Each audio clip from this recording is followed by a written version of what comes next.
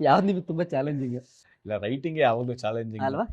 Most toughest part writing. Hmm ನಾವು ಬರಿಬೇಕಾದ್ರೆ ಈ ಕತೆ ಈ ವರ್ಷ ರಿಲೀಸ್ ಆಗಲ್ವಲ್ಲ, ಹ್ಮ್ ಅದು ಮುಂದಿನ ವರ್ಷನೋ ಅದ್ರ ಮುಂದಿನ ವರ್ಷನೋ ರಿಲೀಸ್ ಆಗ್ಬೋದು.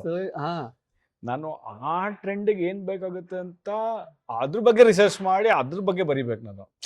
ಸೊ ಅದು ಕಷ್ಟ. ಕೋರ್ಸ್ ತುಂಬಾ ಫಾಸ್ಟ್ ಆಗಿ ಆಗೋಯ್ತು. ಹ್ಮ್ ಕೋವಿಡ್ ಟೈಮಲ್ಲಿ ಅದು ಬರ್ದಿದ್ದು ನಾನು ಕತೆ. ಹ್ಮ್ ಕೋವಿಡ್ ಟೈಮಲ್ಲಿ ಶ್ರೀನಿವಾಸ ಇದು ಓಲ್ಡ್ ಮಾಂಕ್ ಶೂಟಿಂಗ್ ನಡೀತಾ ಇತ್ತು. ಓಕೆ ಇನ್ ಬಿಟ್ವೀನ್ ಶೂಟಿಂಗ್ ಆಗೋದು, ಯಾವಾಗ ಲಾಕ್ಡೌನ್ ಓಪನ್ ಆಗೋದು ಶೂಟಿಂಗ್ ಮಾಡ್ತಾ ಇದ್ವಿ, ಲಾಕ್ಡೌನ್ ಕ್ಲೋಸ್ ಆದ ತಕ್ಷಣ ಮನೇಲಿ ಬರ್ತಾ ಇದ್ವಿ.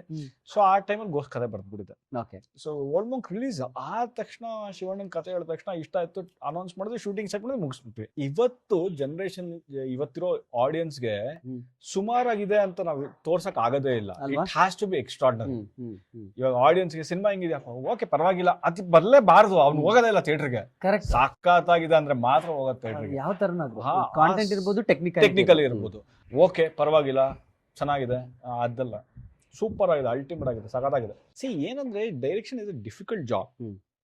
ಆಕ್ಟಿಂಗ್ ಅಂದ್ರೆ comparatively to acting correct is more difficult job. ಜಾಸ್ತಿ may be few people have found it easy. Okay act ಮಾಡ್ಕೊಂಡು ಆರಾಮಾಗಿ ಮತ್ತೆ